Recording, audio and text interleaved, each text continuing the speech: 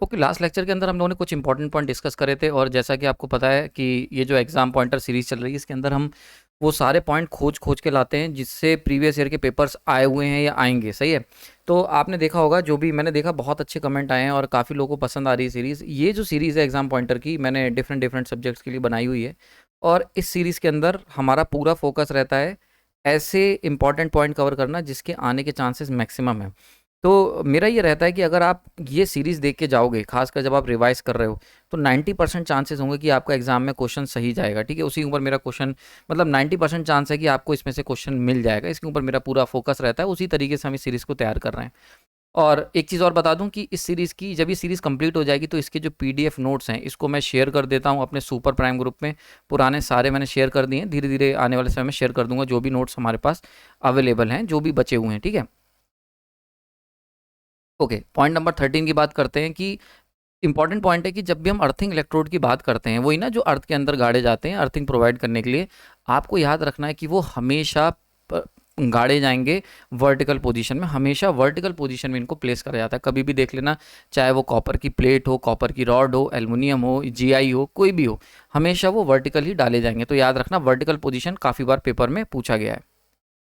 Next point की बात कर लेते हैं कि अर्थिंग के अंदर जो हम स्ट्रक्चर को पुट करते हैं, या जो भी हम इंस्ट्रूमेंट को पुट करते हैं, तो ये एक बात याद रखना कि वो जीरो अर्थ पोटेंशियल पर होता है। ये बहुत ही कॉमन पॉइंट है, आपको पता ही होना चाहिए, लेकिन फिर मैं बता दे रहा हूँ कि अर्थिंग के अंदर जो भी हम स्ट्रक्चर को पुट करते हैं, वो जो भी इंस्ट्रूमेंट होते हैं हमारे, वो सबके सब जीरो अर्थ पोटेंशियल पे कैलकुलेट माने जाते हैं। ठीक है। नेक्स्ट पॉइंट यहाँ पर पाइप अर्थिंग। ठीक है, it is a type of earthing, जैसे कि स्ट्रिप अर्थिंग है, रॉड अर्थिंग है, वैसी पाइप अर्थिंग होती है। डिफरेंट टाइप्स ऑफ अर्थिंग में से एक है। तो ये जो पाइप अर्थिंग होती है ना, इसके अंदर जो मिनिमम डेप्थ, यानी कि जो आप पाइप इंसर्ट कर रहे हो अर्थिंग के लिए, उसकी जो मिनिमम डेप्थ, जो गड्ढा में खोदना चाहिए, जो मिनिमम डेप्थ होनी चाहिए पाइप अर्थिंग के लिए, वो कितनी होनी चाहिए? 3.75 मीटर, यानी कम से कम 3.75 मीटर तक का आपको गड्ढे में पाइप को इंसर्ट करना चाहिए अर्थ के अंदर, जो हम इंसर्ट करते हैं for the earthing, pipe earthing के लिए। ठीक है। तो मिनिमम डेप्थ है, यानी कि इसके ऊपर हो सकती है 4 मीटर, 5 मीटर तक ले जा सकते हो। कम से कम 3.75 मीटर तक का हमें अंदर पाइप को दबाना चाहिए, गाड़ना चाहिए। ठीक है। नाउ नेक्स्ट पॉइंट यहाँ पर, कितने तरीके की अर्थिंग होती है तो जरा देख लेते हैं। एक तो होती है plate earthing, pipe earthing, rod earthing, strip earthing. सही है, ये डिफरेंट टाइप्स ऑफ अर्थिंग में से एक है। अगर हम बात करते हैं प्लेट अर्थिंग, ये कहाँ पर यूज़ होती है, तो ये रेसिडेंशियल बिल्डिंग हो गई या छोटी कमर्शियल बिल्डिंग्स में हम इसका इस्तेमाल करते हैं, बहुत ही पॉपुलर है। सेकंड होती है पाइप अर्थिंग, ये ऐसी जगह पर यूज़ करी जाती है जहाँ पे सॉइल की रेजिस्टिविटी जो होती है वो हाई होती है। ठीक है, यानी कि अगर रेजिस्टिविटी हाई है तो हमें क्या करना पड़ेगा, अंदर तक अर्थ के खोद के अपनी अर्थिंग करनी पड़ेगी, क्योंकि ऊपर जो सॉइल है उसकी रेजिस्टिविटी हाई है, तो अच्छी अर्थिंग का काम नहीं करेगी। थर्ड कैटेगरी होती है रॉड अर्थिंग, ये ऐसी जगह पर करी जाती है जहाँ पर सॉइल की रेजिस्टिविटी लो होती है। सही है, वहाँ पर हम लोग रॉड अर्थिंग का इस्तेमाल करते हैं। देन फाइनली होती है स्ट्रिप अर्थिंग, ये कहाँ करी जाती है? ये करी जाती है ट्रांसमिशन या फिर सब स्टेशंस में, यानी कि जो बड़े बड़े ट्रांसमिशन लाइन्स जहाँ पे जा रही होती हैं, टॉवर्स होते हैं ना सब स्टेशंस में, आपने देखा ही होगा। कभी भी आप अगर सब स्टेशन विजिट करने गए हो तो वहाँ पे आपको ईजिली देखने को मिल जाएगी। So these are the important types of earthing, और कहाँ पर कौन सी प्रेफर की जाती है, ये मैंने स्पेशली इसीलिए इसको डाला हुआ है। तो पेपर में आपसे इनमें से कोई भी एक पूछी जा सकती है, कहाँ पर कौन सी यूज़ करेंगे। नेक्स्ट पॉइंट यहाँ पर, कि जो हम लोग रॉड अर्थिंग करते हैं उसके अंदर जो रॉड की लेंथ होती है और पाइप इलेक्ट्रोड, उनकी लेंथ के ऊपर मैंने देखा बहुत क्वेश्चन आए हुए हैं कि लेंथ कितनी होनी चाहिए, डायमीटर कितना होना चाहिए। ये सब फैक्ट बेस्ड क्वेश्चन है, रटने ही पड़ेंगे, इसका और कोई सॉल्यूशन नहीं है। तो ये बात आप ध्यान रखना कि जो लेंथ होगी रॉड की, पाइप, यहाँ पे जो पाइप इलेक्ट्रोड हम देख रहे हैं, इसमें जो रॉड की लेंथ होती है वो कितनी होती है? 2.5 मीटर की रहती है। ठीक है, और किसकी बनी होती है? GI पाइप्स होते हैं। सही है। तो जब भी हम लोग पाइप इलेक्ट्रोड का इस्तेमाल करते हैं रॉड अर्थिंग में, या फिर जो पाइप अर्थिंग के अंदर जो हम रॉड या पाइप इलेक्ट्रोड का इस्तेमाल करते हैं, उनकी हाइट 2.5 मीटर से ज़्यादा होनी चाहिए, should not be less than, 2.5 meter से कम नहीं होनी चाहिए। सही है। और पाइप किसके होंगे? गैल्वेनाइज्ड आयरन के पाइप बने होते हैं। ठीक। नेक्स्ट यहाँ पर अगर हम बात करते हैं कि अलग अलग लोकेशन की और उनके अर्थिंग रेजिस्टेंस की, तो मैक्सिमम अर्थिंग रेजिस्टेंस जो अलाउ होता है डिफरेंट डिफरेंट लोकेशन में, जैसे बड़े पावर स्टेशंस के अंदर जो अर्थिंग रेजिस्टेंस, यानी कि अर्थ इलेक्ट्रोड जो रेजिस्टेंस ऑफर करती है to the flow of earthing current, उसका कितना होता है? 0.5 ओम, बस इतना रेजिस्टेंस मैक्सिमम होना चाहिए अर्थिंग। समझ में आ रही बात है? बहुत इंपॉर्टेंट, ये टेबल बहुत इंपॉर्टेंट है, इसके ऊपर मैंने देखा काफ़ी क्वेश्चंस पूछे गए हैं, तो मैंने सारे एक ही जगह पे कंसंट्रेट कर दिए। तो जो लार्ज पावर स्टेशंस होते हैं उनके अंदर अंदर 0.5 मीटर, मेजर सब स्टेशन की अगर बात कर लेता हूँ तो 1 मीटर, सही है, मीटर कह रहा हूँ, 1 ओम, सही है। तो जो मेजर सब स्टेशन हैं बड़े बड़े, उनके अंदर आपका अर्थिंग रेजिस्टेंस 1 ओम तक का चल जाएगा। स्मॉल सब स्टेशन की बात कर लेते हैं, छोटे सब स्टेशन जो होते हैं उपकेंद्र छोटे वाले शहरों में, उसमें 2 ओम तक का अर्थिंग रेजिस्टेंस बर्दाश्त होता है, परमिसिबल वैल्यू है। और अगर हम कहीं और लोकेशन की बात करते हैं जैसे घर हो गए या कहीं और, तो 5 ओम तक की हमारी परमिसिबल वैल्यू है, 5 ओम तक का अर्थिंग रेजिस्टेंस बर्दाश्त किया जा सकता है नॉर्मल लोकेशंस में। क्योंकि लार्ज पावर स्टेशंस में बहुत हैवी इक्विपमेंट्स होते हैं, तो 0.5 मिनिमम मतलब मैक्सिमम 0.5 ही होता है, इससे ज़्यादा हम बर्दाश्त ही नहीं कर सकते, वरना अर्थिंग इतनी इफेक्टिव नहीं होगी, ठीक है। नेक्स्ट हम लोग बात कर लेते हैं डिफरेंट टाइप्स ऑफ अर्थिंग की। तो जैसे आपको पता है, डिवाइस को अगर आपने डायरेक्टली एक मोटे वायर से ग्राउंड कर रखा है तो वो सॉलिड अर्थिंग कहलाती है, इसे हम इफेक्टिव अर्थिंग भी कहते हैं। ये वैसे इफेक्टिव अर्थिंग और नॉन इफेक्टिव अर्थिंग जो होती है, ये हम न्यूट्रल में इसका काफ़ी इस्तेमाल करते हैं जब हम 3 फेज न्यूट्रल की बात करते हैं। और इसके ऊपर मैंने बहुत डिटेल में अर्थिंग का कॉन्सेप्ट कवर करा था, जो सिस्टम में अर्थिंग की जाती है, ये हमने कवर करा था अपना SGP सीरीज़ में, बहुत डिटेल में 4 से 5 लेक्चर जाके देखना, पूरा दिमाग खुल जाएगा आपको कि किस तरीके से अर्थिंग होती है और कितने टाइप की अर्थिंग होती है और क्या क्या बेनिफिट्स एंड क्या क्या डिसएडवांटेजेस होते हैं। तो अगर मैं यहाँ पे छोटे तौर पे बता रहा हूँ, तो अगर हमने क्या करा, ये जो डिवाइस हमने अर्थ करी है, एक रेजिस्टेंस के थ्रू अर्थ कर दी, तो इसको हम कहते हैं रेजिस्टेंस अर्थिंग, सही है। वहीं पर अगर हमने डिवाइस किसी कॉइल के थ्रू कर दी तो इसको हम कहते हैं रिएक्टेंस अर्थिंग, या पीटरसन कॉइल अर्थिंग भी कहलाती है, ठीक है, नाम है इसका। तो रेजिस्टेंस रिएक्टेंस अर्थिंग है, ठीक है, क्लियर हो गया। अब एक चीज़ और याद रखना, रेजिस्टेंस और रिएक्टेंस अर्थिंग यानी कि किसी भी तरीके का अगर हम इंपेडेंस यूज़ कर रहे हैं, चाहे वो रेजिस्टिव हो चाहे वो रिएक्टिव हो या दोनों का कॉम्बिनेशन हो, इस तरीके की अर्थिंग को हम कहते हैं नॉन इफेक्टिव अर्थिंग। क्यों? क्योंकि इस कंडीशन के अंदर अच्छा खासा इंपेडेंस हम ऑफर करते हैं, और ऐसे केस में क्या होता है, थोड़ा सा भी अगर इंपेडेंस राइज करेगा, चाहे वो रेजिस्टेंस के रूप में हो चाहे वो रिएक्टेंस के रूप में, अर्थ फॉल्ट करंट यानी कि जो अर्थिंग की करंट जाना चाहिए वो काफ़ी हद तक डिमिनिश हो जाता है। तो इसीलिए इस तरीके की अर्थिंग को हम प्रेफर नहीं करते। जब हम लोग ना डिवाइस की स्पेशली अर्थिंग की बात करते हैं तो हमेशा सॉलिड अर्थिंग के ऊपर ही हम लोग जाते हैं। हाँ, जब हम बात करते हैं पावर सिस्टम की अर्थिंग की, तो पावर सिस्टम की न्यूट्रल ग्राउंडिंग में डिफरेंट रिक्वायरमेंट के हिसाब से हम लोग डिफरेंट अर्थिंग का इस्तेमाल करते हैं। डिटेल में मैंने SGP लेक्चर्स में बता रखा है। तो डिवाइस में हम लोग सॉलिड अर्थिंग ही प्रेफर करते हैं। नेक्स्ट बात कर लेते हैं important IE rules, Indian electricity rules. Important कौन कौन से रूल्स हैं जो कि अर्थिंग के साथ डील करते हैं। तो जैसे रूल नंबर 32, ये मतलब ये वो रूल हैं जो स्पेसिफिकली अर्थिंग के लिए काम करते हैं। तो जैसे रूल नंबर 32 हो गया, ये क्या करता है, ये बताता है आइडेंटिफिकेशन ऑफ अर्थिंग कंडक्टर, की अर्थिंग कंडक्टर कैसे आइडेंटिफाई करोगे, कितना डिफरेंस होना चाहिए उसे नॉर्मल कंडक्टर से, कवर कैसा होना चाहिए, ग्रीन कलर का होना चाहिए, ये सब चीज़ें रूल नंबर 32। रूल नंबर 33 ये इस बात को मेक श्योर करता है कि भैया जो भी सप्लायर है जो आपको बिजली प्रोवाइड करवा रहा है, उसने आपको एक प्रॉपर अर्थिंग टर्मिनल दे रखा हो, एक अर्थिंग टर्मिनल ग्राउंड में खुदवा के वो आपको देगा कि भैया ये आपके घर के लिए, ये आपके प्रीमिसेस के लिए अर्थिंग टर्मिनल है, इसमें अपने पूरे घर की जो अर्थिंग वायर है वो यहाँ पे जोड़ लो, ठीक है। ये रूल नंबर 33 हो गया। देन रूल नंबर 61 ये बताता है अर्थिंग ऑफ मीडियम वोल्टेज और लो वोल्टेज की जो भी मैंडेट्स हैं उनके ऊपर बात करता है। वहीं पर 67 जो है ये अर्थिंग के ऊपर बात करता है हाई वोल्टेज और एक्स्ट्रा हाई वोल्टेज सिस्टम के ऊपर, ठीक है।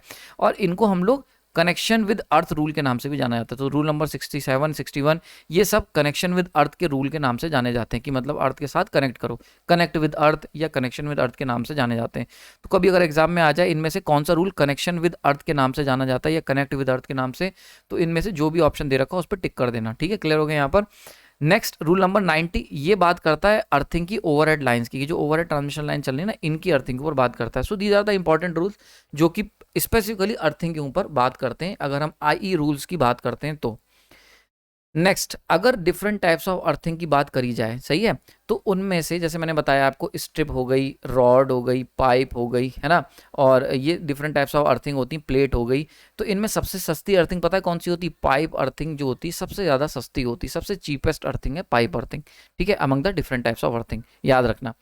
नेक्स्ट हम लोग बात करते हैं, अगर हम स्ट्रिप अर्थिंग की बात करते हैं तो साइज क्या होगा, minimum size of the strip क्या होना चाहिए, ठीक है। क्योंकि देखो हमेशा मिनिमम के ऊपर बात है, मैक्सिमम तो तुम कितना भी रख लो अर्थिंग के लिए अच्छा ही है, क्योंकि जितना साइज होगा उतना कम रेजिस्टेंस होगा, लेकिन मिनिमम साइज कितना होना चाहिए। तो जैसे दो तरीके की स्ट्रिप हम लोग अर्थिंग में यूज़ कर सकते हैं, एक होती है हमारी कॉपर स्ट्रिप और एक होती है GI की स्ट्रिप्स, ठीक है, गैल्वेनाइज्ड आयरन स्ट्रिप्स, ठीक।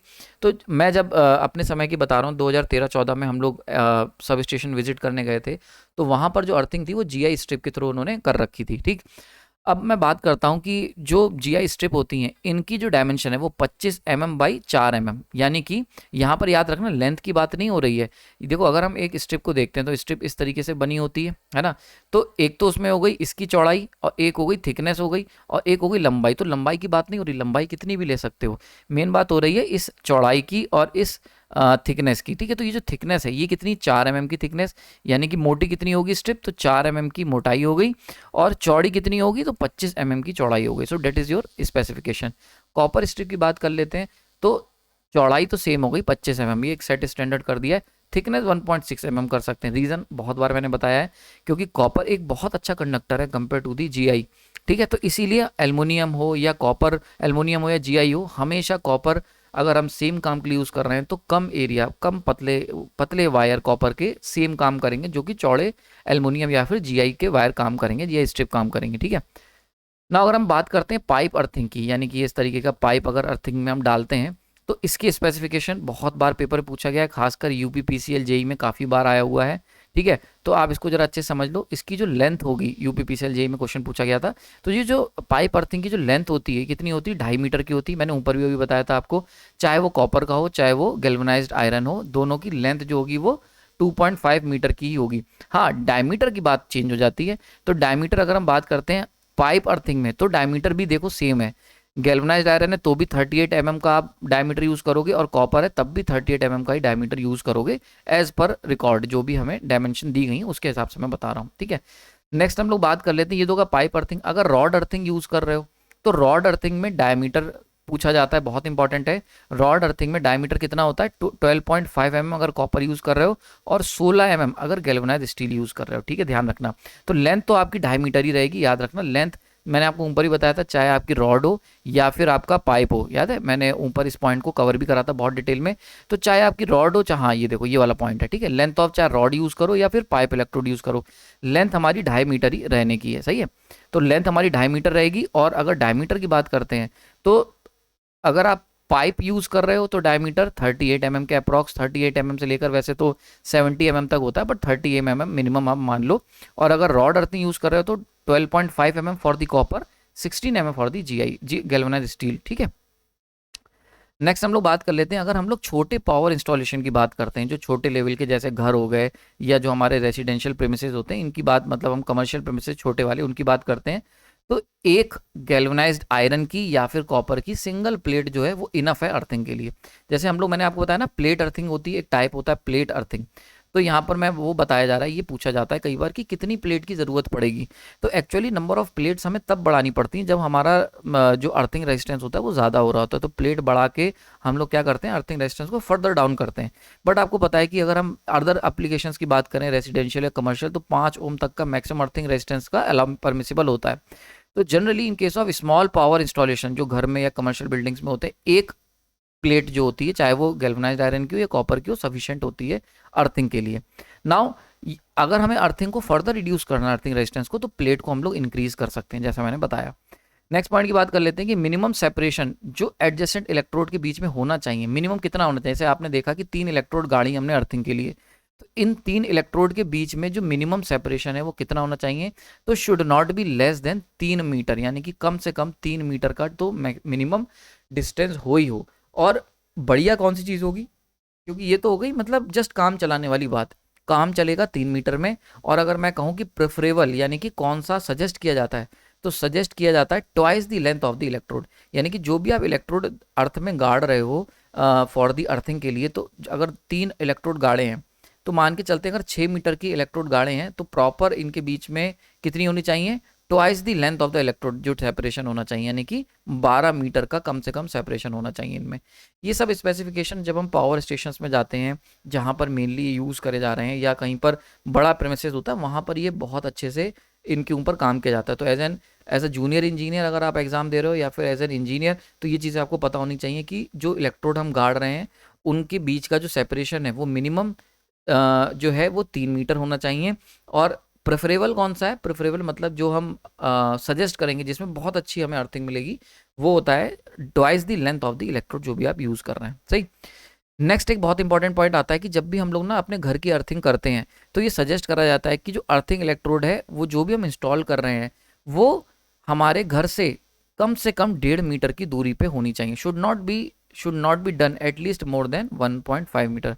Should be done at least more than 1.5 meter, यानी कि जैसे हमने अगर अपने घर के ऊपर लगा दिया लाइटनिंग अरेस्टर की, बिजली गिरेगी तो इस पे गिरेगी, तो जो वायर करके तुम अर्थिंग में ले जा रहे हो, this is what we called ECC, earth carrying conductor हो गया। अब इसको तुम अर्थ तक जो ले जा रहे हो, तो अर्थिंग जो करोगे वो कितनी दूर होनी चाहिए, कम से कम 1.5 मीटर, इसके ज़्यादा ही दूर होना चाहिए, ठीक है। और ऐसा क्यों कहा जाता है, ऐसा इसलिए कहा जाता है क्योंकि अगर हम अर्थिंग जो हम कर रहे हैं वो हम जब 1.5 मीटर या उससे ज़्यादा पे करेंगे, तो इससे अगर कभी भी लाइटनिंग हुई तो हमारा जो घर है उसकी जो इंटरनल इलेक्ट्रिकल सिस्टम है वो डायरेक्टली कपल नहीं हो जाएगा लाइटिंग के साथ, क्योंकि आपको पता है लाइट जब लाइटनिंग होती है तो बहुत heavy huge amount of current flow करता है, और इतना huge amount of current huge amount of magnetic field create करेगा।